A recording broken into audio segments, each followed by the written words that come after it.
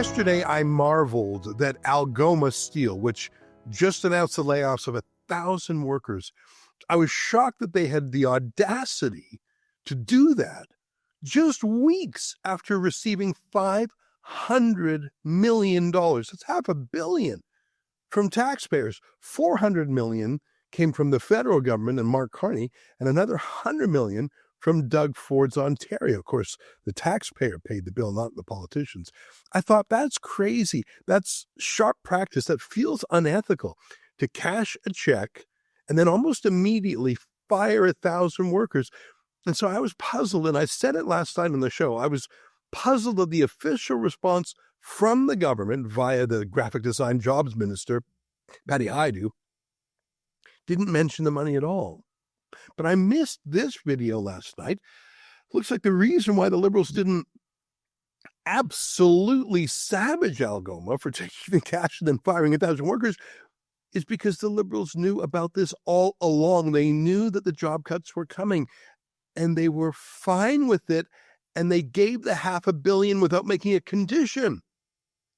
You watch that CEO of Algoma say as much in a somewhat diplomatic way. I think the government certainly knows our business strategy. It knows the pivot that we had to make. It knew very well that the extreme pressure the company was under. I don't think anybody would loan the company $500 million without asking very detailed questions about what our business plan was. I think the core concern is, how do we protect the ongoing Algoma Steel? How do we make sure this company is competitive, is viable? He said, I don't think anybody would loan the company $500 million without asking very detailed questions about what our business plan was. That's what he said. Well, I'm not so sure about that. We learned recently that Mélanie Joly did not bother to read the contract in which the Liberals gave billions of dollars to Stellantis, the car maker, which shortly thereafter announced their layoffs too.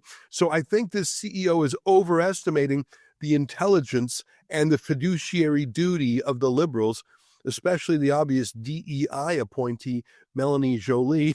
But yeah, he's sort of in on it. They're all in on it, aren't they? So the government knew, which is why they're not criticizing Algoma for pocketing $500 million, and which is why the CEO isn't embarrassing the government.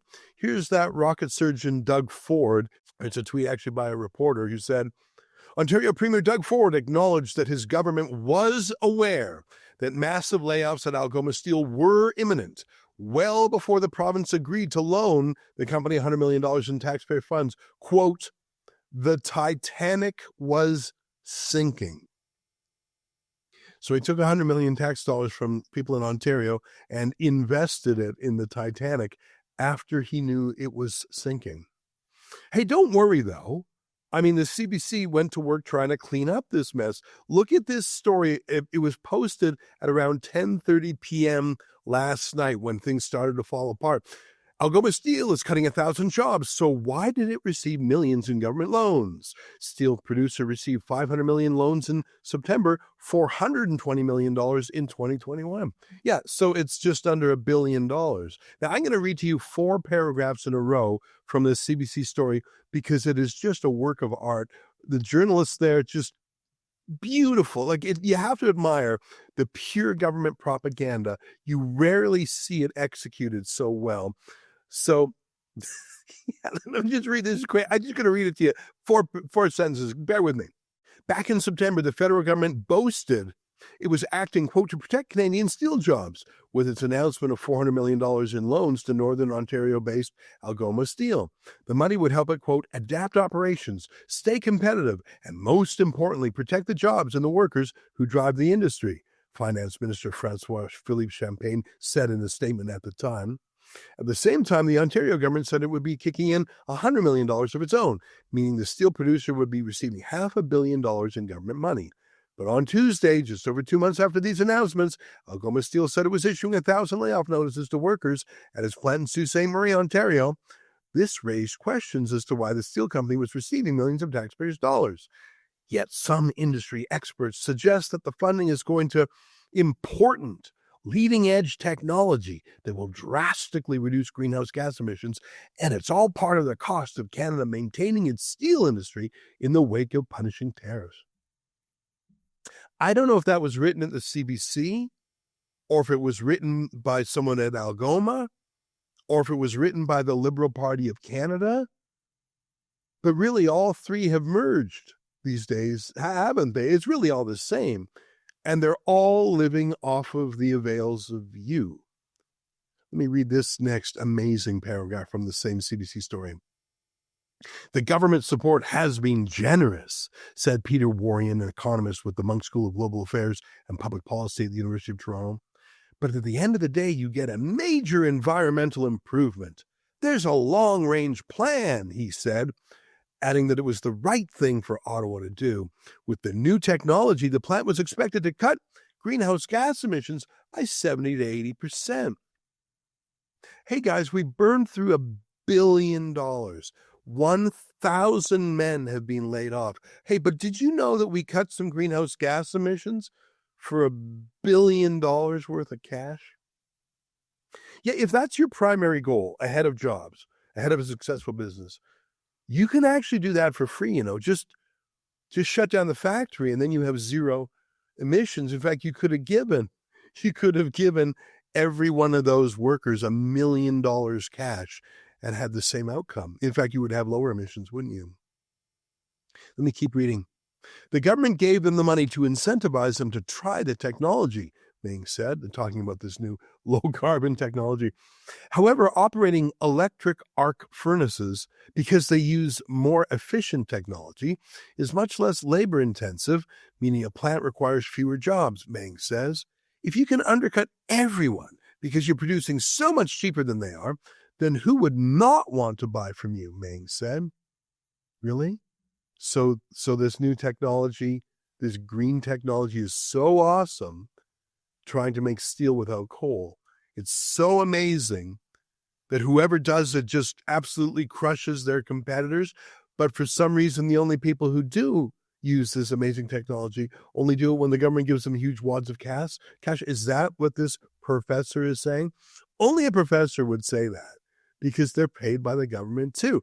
Here's a union rep for the workers at Algoma saying there were absolutely no strings attached to the funding, but the companies would have to keep some workers on.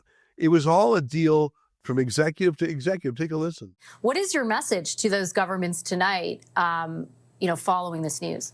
Well, they should recognize that we are taxpayers, and it doesn't matter which party we support.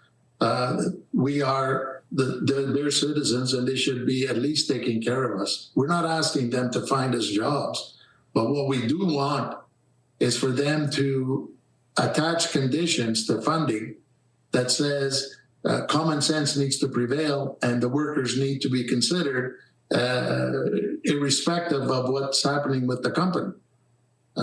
We're not asking for handouts, but we're asking our workers have brought this company back from CCAA 3 times now. So we should be recognized by the government for attempting to keep the economy going. So what are we paying for if not the jobs? Well, the environment.